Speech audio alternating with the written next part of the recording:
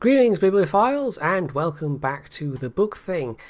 And this one has taken a little longer to get around to than maybe it needed to, because I was just taking my time with the book that I've been reading, because it's actually a reread. It's one I've had on my shelf for a while.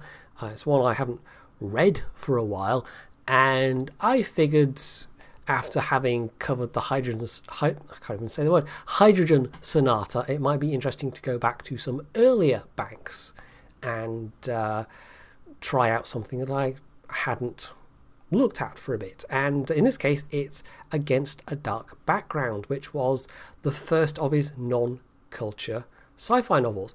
Now, under Iain M. Banks, he wrote 12 novels in all, and of those, 3 were non-culture, and this, Against a Dark Background, was the first of those, published in 1993, so a little while ago now, actually.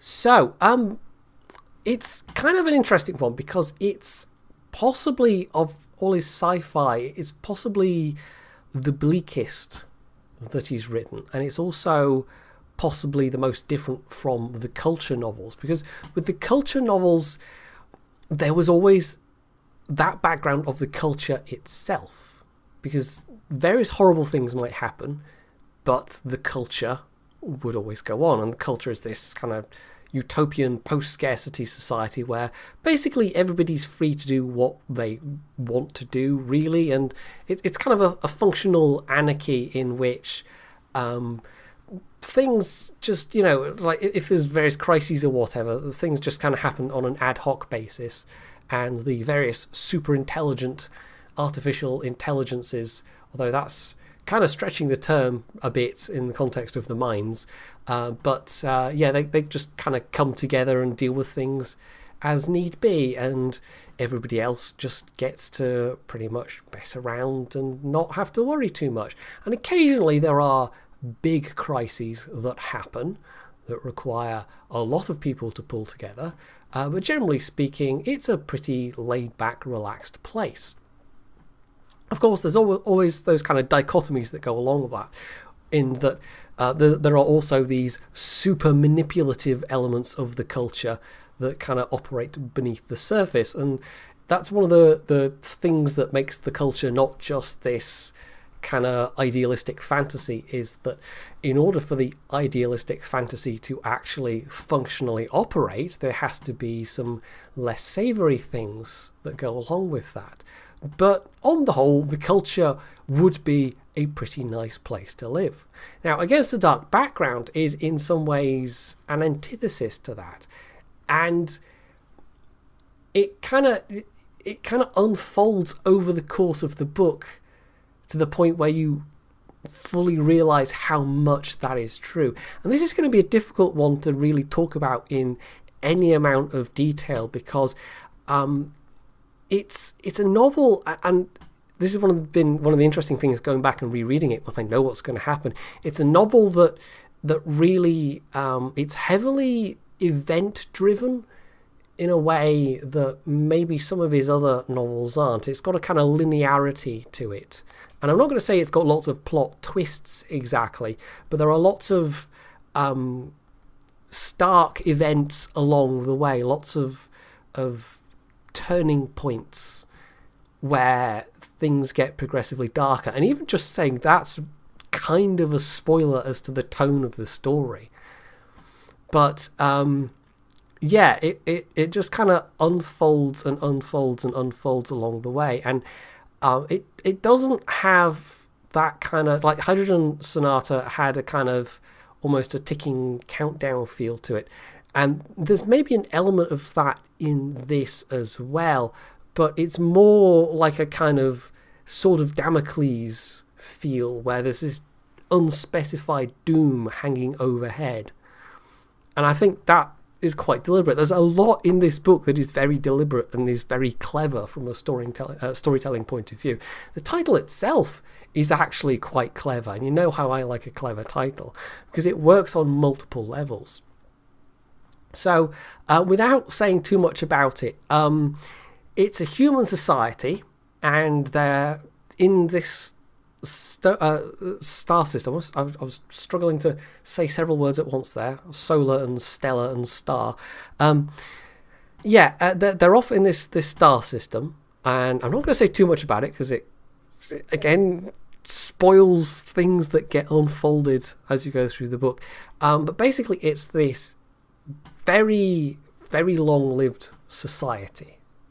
And they've been around for, and we're talking tens of thousands of years of recorded history, and it becomes readily apparent that this isn't Earth. These are humans, and we don't know how they got to where they are, but if you just take it as a conceit that these are humans and they happen to evolve on this other planet in this other solar system, you can look at it that way, or you can maybe look at it as this being some kind of lost human colony, or they've been put there a very long time ago, or I don't even know. You could probably come up with all kinds of headcanon reasons how they got to where they are. But basically they are in this solar system without FTL, and they've got this long train of history behind them. So it's got an almost creaking mana punk feel to it. There's definitely kind of shades of Mervyn Peake and the Gorman Gas trilogy in just how much history there is and how much history they have hanging over them. So that's the kind of the where they are. The main character herself, Sharrow, Lady Sharrow, she's an aristocrat of this particular system. It's a kind of little quirk that the fewer names you have, the better your breeding. So if you have just a single name, that means you are quite aristocratic indeed.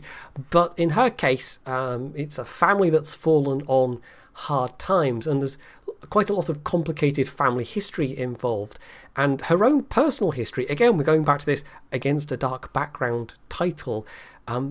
It works on so many levels. She has herself this kind of this stain almost of her own personal history that she can never quite get away from, and there's an almost sort of I don't want to say nihilistic streak in her, but she's a hard character to like in some ways. You can be sympathetic with her situation, and as you learn more about her and the circumstances that got her to where she is, you can definitely be sympathetic with her situation. But she's not a particularly nice person in a lot of ways. And it makes for an interesting kind of juxtaposition, because she ends up... it kind of... Like, the structure of the book is they end up having to... or she has to go and meet up with a group of former comrades in arms, and they have this jolly little adventure going. And then it kind of steadily starts to get a bit bleaker and a bit darker as time progresses, and it at first seems like it might just be a kind of like it opens up with a heist, and it's all kind of jolly good fun, and you kind of maybe initially think, oh, the rest of the book's going to be like this as well, and it really isn't. And again, that's kind of a spoiler. I should probably put in the description of this one, if you absolutely want to come to this book fresh, which is the best way to read it, to not know anything about what's coming. It absolutely is a spoiler, even just to know that it's all going to go downhill.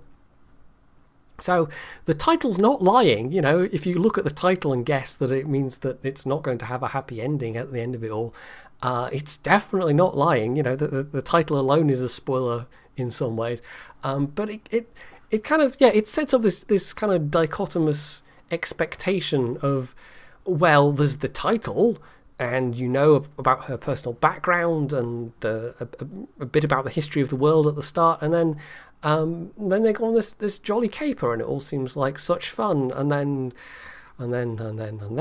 so Yeah, it's an interesting one tonally, and it's not really that much like many of his others. I mean, there are some of the culture ones that do go to dark places, but if I was going to compare it to any of his other novels, I mean, I'd probably be more reaching for some of his Ian Banks ones for comparison. It's maybe structured a bit more like some of those ones.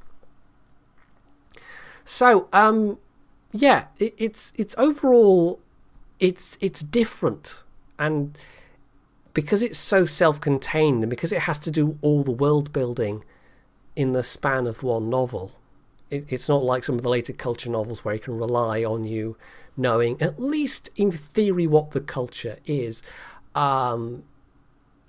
It does what it does, I think, really quite well. And I was actually trying to think earlier on of something critical I could say about it, and I can't. And I know this is me being completely biased because it's a book I really like by an author I really like, and I don't think I've ever claimed that this series is kind of like a completely objective, critical look at whatever it is I'm talking about. Generally speaking, with the books I'm going for, it's the ones I go and reread are specifically ones that I know I like. But it is hard to really think of much negative to say about it, because although Sharrow herself isn't particularly likable, a couple of her old comrades are quite personable. Although there's one in particular, I suppose I could say this is a minor criticism, there's one in particular who really doesn't get fleshed out much. Like, you know very little about him. Most of the team, you get some sense of their character, but there's one in particular, it's just like, I don't really know what to say about this person, except that's probably deliberate. Because there's a lot about this book that just feels very deliberate. But otherwise, I can't think of that much that's negative to say about it. I mean, you could maybe theorize that the setting's a little fantastical, because the system itself has several inhabited planets and moons, and the main planet, Golta, is this absolute welter of tiny little nation states and territories and whatever else across the entire planet's surface that would put the Holy Roman Empire to shame, quite frankly. And you might think, oh, that's a bit unrealistic, but in the context of the millennial history of this place, it kind of makes sense, but at the same time, it's also a necessary background to explain some of the other stuff that's going on with the plot, because it all actually does tie together. There's a lot of politics inherent in this novel, but it's politics that's going on in the background.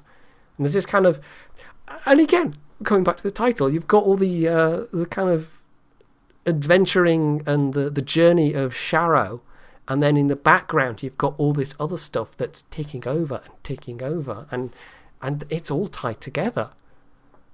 And I think maybe coming back to this, I have appreciated just how good a storyteller Iain Banks can be, or could be. I suppose I should be using past tense here, really, sadly enough. I think the first time around I read this, I remembered what was going to happen. I remembered some points of the novel in particular, but I think I didn't really quite appreciate the nuance as much as I have coming back to it this time round. So yeah, it's really good. And although he is by far most known for his culture novels, this one's definitely worth a read if you want something by Iain Banks that's a little bit different from the culture novels. It's like Terry Pratchett, for instance, incredibly well known for the Discworld novels. The bulk of all the words he ever wrote was based around the Discworld, but he actually did write a couple of other sci-fi novels besides, which are really rather good. And it's sometimes interesting to point people to those and go, well, actually, you could go and try these out, which are by him, but they're a bit different. And I think that goes for Against a Dark Background as well. It's It's recognisably his style. It's recognisably his sense of place. There's one of the other planets in particular has got quite a distinctive setting. I don't know how to put it exactly, but yeah, I won't say what it is because it's kind of a neat idea, and it makes more sense than the world of Fearsome Engine. But yeah, no, it just has all those Iain M. Banks elements and the touches and the deftness of storytelling, but with a somewhat different tone. Because although with the culture you've always got that background of hope, in this book that's very much absent, and it's absent on purpose, and it absolutely it counterpoints the culture quite neatly, or at least it does in my eyes. So the bit I'm going to read out, and this was really difficult actually picking something to read out. I did consider just going for the prologue, but the prologue is maybe a little long to sit and read. It's about 6 pages. So this is from closer to the midway point of the book, and it's not going to give anything away, I don't think. It's got those trademark touches of humour, because that's another thing Banks was good at, was injecting a bit of humour into the situations, a bit of levity, and sometimes then using that to turn things on their head a bit, setting up expectations for things and then pulling the rug out from under you. But in this case, there's an interlude. It's part of the phase of their journey where it still all seems like a grand caper, where they have to go to this other planet, and then on this other planet they have to journey to this tiny, faraway, completely backwards place that's literally still a kingdom, where they have deliberately turned their back on all of the technology that everybody else is using. So basically it's space North Korea. So this is at the start of chapter 13, which is called At the Court of the Useless Kings. His Majesty King Tard the 17th, Lord of Despite, 74th of the Useless Kings, Lord Protector and Master of Parfek, its dominions, citizens, lower classes, animals and women, prime detester of God the Infernal Wizard, exchequer of the mean, and guardian of the Imperial Charter, sat on the Stom throne in the castle's great hall, squinting narrow-eyed at the skinny, suspiciously clever-looking monk kneeling on the throne steps in front of him. The throne room was a dark and smoky place. It was devoid of windows so that God couldn't see in, and it stank of cloying scents emanating from smoking censers, because that kept his unquiet spirit from entering. The throne was at one end of the room, and the king's dozen or so courtiers and secretaries sat on small stools stationed on the steps of the throne's square dais, their stature and significance expressed by how far up the dais steps and how close to the royal presence they were allowed to sit. The Stom throne, carved in the shape of one of the great flying reptiles, its wings forming the sides of the throne, its back the seat, and its bowed head functioning as a footrest, swung gently in the air above the dais, hanging by wires from the incense-blackened barrel ceiling of the room, and held just a few centimetres off the time-dulled and threadbare carpet spread across the top of the dais. His courtiers said the throne was suspended like this to symbolise his authority and elevation above the common herd, but he just liked the way you could make the throne swing if you rocked back and forwards a lot. 2 very large, quiet royal guardsmen stood on the broad tail of the Stom throne, armed with laser carbines disguised as muskets. Sometimes he'd get them to join in on the swinging. If you got people to kneel close to the throne and then started to swing while they were talking, you could get the big carved beak of the Stom throne to thump them in the chest or head and make them retreat off the dais, where officially he didn't have to listen to them. He was thinking about doing that to this monk. It was unusual for this sort of person to be presented to him. Usually his courtiers kept them out. He always got suspicious of his courtiers when they did something out of character. He knew that, naturally, they feared and respected him, but sometimes he thought they wouldn't be beyond talking behind his back or having little plans of their own. Anyway, he didn't like the monk's face. There was something too narrow and sharp and penetrating about it. There was a look of amused contempt about his expression that suggested he found the king or his kingdom ridiculous. He distrusted the monk instantly. People had died for less. A lot less. One of his courtiers mumbled into his ear about the monk's mission. The king was mildly surprised by what he was told, but still suspicious. "So," he said to the monk, "you are of an order which also despises the great infernal wizard." "Indeed, your gracious majesty," the monk said, looking down modestly at the carpet. His voice sounded respectful. "Our belief, perhaps not so dissimilar from your own, more venerable and more widely followed creed, is that God is a mad scientist and we his experimental subjects, doomed forever to run the maze of life through apparently random and unjust punishments for meaningless and paltry rewards and no discernible good reason save his evil pleasure." The king stared at the skinny monk. The man's accent was off-putting and his language complicated, but he had the odd impression that the monk had actually been complimentary just there. He leaned forward in the gently swinging throne. "Do you hate God too?" he said, wrinkling his nose and frowning. The skinny monk, tied in a black cassock, embellished only with a small metal box tied on a thong around his neck, smiled in an odd way and said, "Yes, your majesty, we do, with a vengeance." "Good," the king said. He sat back and studied the skinny monk. The monk glanced at the courtier who briefed the king, but the courtier kept shaking his head, wanted not to speak to the king until spoken to. The king prided himself on being something of a statesman. He knew the value of having allies, even though the kingdom was quite self-sufficient and under no immediate external threat. There were bandits and rebels in the deep country, as ever, and the usual closet reformers in the kingdom and even the court, but the king knew how to deal with them. You asked a courtier and got them to check how they'd been dealt with in the past. Still, times changed on the outside, even if they didn't change here, and it never did any harm to have people in the world beyond who sympathised with Parpek, and it had always annoyed the king that so few people out there seemed to have heard of his realm. He'd quizzed this monk. "How many of there are you?"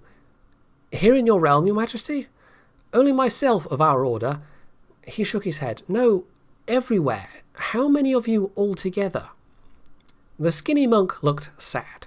"We number only a few thousand at the moment, your majesty," he admitted, "though many of us are in positions of some power where we must, of course, keep our beliefs secret." Said the king. "Who's your leader?" "Majesty," the monk said, looking troubled, "we have no leader. We have a parliament, a gathering of equals in which each man is his own high priest, and in that lies our problem." The skinny monk looked up and smiled with more warmth. "You see, your majesty, I have come humbly, on behalf of my fellows, to petition you to become our spiritual leader." Petitions, petitions, petitions. The king was heartily sick of petitions. But at least this one was from outside the kingdom, from people who didn't owe him everything anyway, and so had a damn cheek petitioning him for anything. No, this came from people who were doing it because of their respect for him and what he represented. He rather liked the idea. "Spiritual leader?" he said, trying not to sound too taken with the title. "Yes, your majesty," said the skinny monk. "We seek your approval of our humble creed because you are the head of a like-minded faith which has survived for many centuries, and so gives us hope. We wish to ask for your blessing and, if you would be so kind as to grant it, the ultimate blessing of your becoming head of our church. We would undertake to do nothing to disgrace your name, and everything to help honour the name of yourself and the kingdom of Parpek." The monk looked touchingly modest. "Majesty, please believe we do not wish to impose upon your renowned good nature and generosity, but such is our heartfelt respect for you, and so great is our desire to gain your approval, undeserving wretches though we may be, that we felt we would be derelict in our duties to our faith if we did not approach you." The king looked confused. He didn't want to give his blessing to people who were undeserving wretches. He had enough of those already. "What?" he said. "You're saying you're undeserving wretches?" The skinny monk looked uncertain for a second, then bowed his head. "Only compared to you, your majesty. Compared to the unbelievers, we are the deserving and enlightened. As the saying has it, modesty is most effective when it is uncalled for." The skinny monk looked up at him again. His eyes looked moist. The king didn't quite understand that last remark, probably due to the skinny monk's odd accent, but he knew the little fellow thought he'd said something mildly witty, and so he made a polite little laughing noise and looked around his courtiers, nodding at them, so that they laughed and nodded at each other too. The king prided himself on being able to put people at their ease in this manner. "Good, monk," he said, sitting back in the stone throne and adjusting his day robe around him as the great throne swung gently. "I am minded to accept your humble request." The king smiled. "We shall talk further, I think." He put on his wise expression, and the skinny monk looked almost pathetically pleased. He wiped his eyes with the backs of his hands. How touching, the king thought. He waved one hand graciously to the side, making a curl in the thick incense smoke. He indicated a couple of clerks standing to one side, holding cushions on which sat large, flattish objects, ornate metal boxes. "Now, I understand you have brought us some presents." "Indeed, your majesty," the skinny monk said, glancing around as the clerks came shuffling forwards. They stood in a line at his side. He took the box from the first of the clerks and held it up to the king.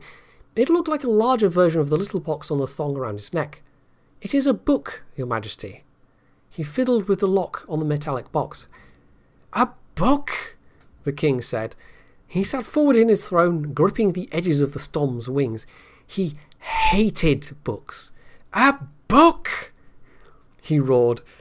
His courtiers knew he hated books. How could they let this simpering cur come before him if they knew he'd come bearing books? He looked furiously at the nearest courtiers. Their expressions changed instantly from smirking satisfaction to shocked outrage. "But it is God's book, your majesty," the skinny monk whined, jaw trembling as his thin hands struggled to open the book's jewelled metal casing. "God's book!" the king bellowed, standing up in the stone throne. This was, what was it called? Sacrilege! The great throne swung to and fro while the king glared down at the hapless monk. "Did you say God's book?" he shouted.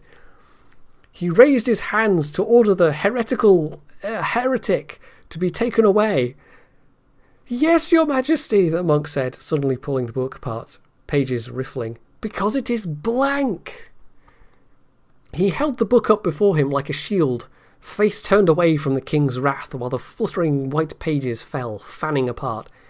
The king glanced around at his courtiers. They looked surprised and angry. He was aware he was standing up in the swinging throne in a position that might make a lesser man look like a fool. He thought quickly. Then he realized it was quite funny. He started to laugh.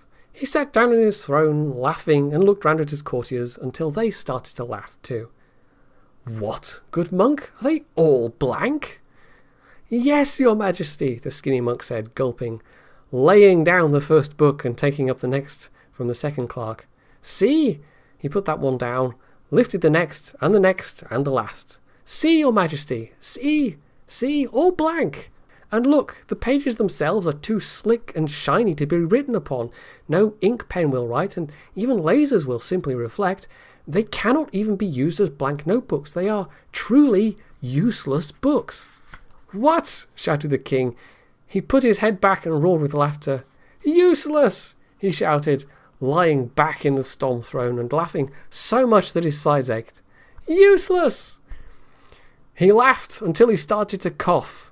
He waved away a courtier holding a glass of wine and sat forward in the throne, smiling kindly down at the monk. "You are a good fellow, little monk, and a credit to your order. You may stay as our guest, and we shall have more to say to each other." Intensely pleased at having successfully completed such an elegant speech, the king snapped his fingers at his secretary, who scurried forward, pen and pad ready, his head bowed. "See our little monk is made welcome," the king told him. "Find some good apartments for him." "Yes, your majesty." The secretary led the relieved monk away. The king inspected the shiny page books. He chuckled and ordered them to be put away with the smaller useless items in the castle's trophy gallery.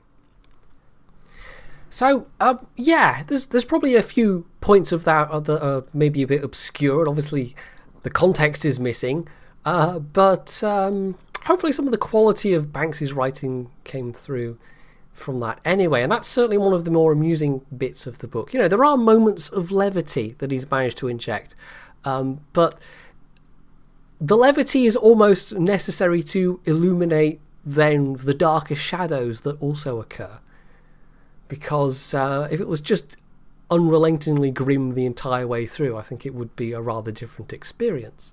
But no, it's supposed to have that element of not life exactly, but it's a more well-rounded tale. It's not just some Greek tale of doom and tragedy from start to finish. No, it's a bit more balanced in that regard, and again, all very careful and all very deliberate on Banks's part. So to conclude, to wrap things up, I can definitely recommend this, and especially as it doesn't pertain to any of the culture novels whatsoever. I mean, I think if you've read it, having read some of the culture novels, you'll maybe appreciate some of what I've been saying more. But if you come to it just as a standalone novel, having never read any Iain Banks before, it's a pretty good tale. And it's got some kind of interesting sci-fi elements, but it's more a tale of kind of camaraderie and politics, and there's maybe a sprinkling of war in there as well. And so it very much more focuses on the character, not just the character of the actual people, but the character of the place as well, the character of this solar system where this is all taking place. So just the change in scale, the change in focus from the sometimes galaxy-spanning adventures of the culture novels to just this very focused single solar system, that certainly does make a difference. And just on top of everything else, it really does counterpoint what you might read in other novels, which I think I'm just repeating at this point, so this is probably a good place to wrap this up. So that was Against Dark Background. Thoroughly recommend it. Hopefully you went away and read it before you actually listened to this, but if you actually listened to this before reading it, well, hopefully I didn't spoil too much of how it's going to go. So you can leave comments on what I've said below if you care to. You can hit the like button, you can sub to this channel if you haven't already, and as always, stay tuned for more.